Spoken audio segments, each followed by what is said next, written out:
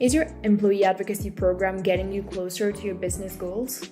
That's the number one question you should ask yourself if you're looking to find out whether or not your advocacy efforts are successful. Here we talk about the most important KPIs that can help you measure that, and we categorize them based on the business goal they serve. Let's get started. Have you given some thought to how you're going to measure the success of your advocacy program?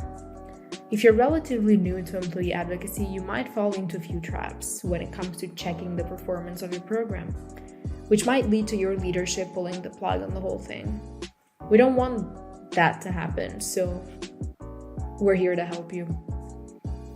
You came to the right place because we're here to show you exactly how to avoid all of that by simply looking at a few critical KPIs that will give you a comprehensive look at how your program is performing. After all, it's not all about engagement and social reach. Way more factors have a role in measuring the success of your advocacy efforts. It boils down to goals. How much closer to this or that business goal is advocacy taking you? Here are 9 essential KPIs divided based on the goal they serve. First goal, thought leadership. And first KPI, employee adoption rate. How many employees did you invite to the program? How many of them signed up? How many of them are active on the platform? The main point of any advocacy program is getting your employees on board and making sure they remain active users. Getting employees involved is what matters most for the overall success of your program, which is why this metric is the first one to consider when it comes to performance. The more employees are active and sharing, the easiest for your company to establish thought leadership. Second KPI, share rate. What kind of content is the most engaging for your employees? If your share rate is low, it might imply that your employees are uncomfortable using social media, but it can also just mean that your content is not fresh and relevant enough for them to want to share it on social media. Number 3, brand awareness. This is where reach comes in. How many people are you reaching with your advocacy compared to what falls into the branded accounts net? How much are your advocacy impacting your social media presence? If you have the means, try to visualize it in monetary value to a more immediate representation of the success of your campaigns. Once you have that, you can just as easily compare it to conventional and expenditure and see the value there. Number 4, content engagement. What kind of content is more eagerly consumed by your audience? When your employees do share your content, how many people do they reach? How well is the content they share engaged? Take notice of the trends in clicks, likes, and shares, and tailor the content you put out to the employees and their audience. That's how you'll have the key to success. Second goal, social selling. KPI number 5, number of clicks. Are your posts attracting huge numbers of clicks on social media, or are your posts not getting the traction you'd hoped? In the first case, it means that your content is on fire and your advocacy efforts are headed in the right direction. But in the second case, it means that some tweaking is necessary.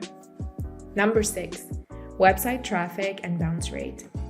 Is advocacy driving more attention to your website? What kind of content leads them to your website and makes them stay longer on it? And what leads to a higher bounce rate instead? Find this out and you'll know how to attract prospects, get those eyeballs on your website, and get leads in the process. Number 7, number of marketing qualified leads and sales qualified leads resulting from employee advocacy. No matter how you measure your marketing efforts, UTM tracking, platform features, and good old talking to your prospects, get your eyes on this number. If advocacy improves the number of the quality of your leads, bingo.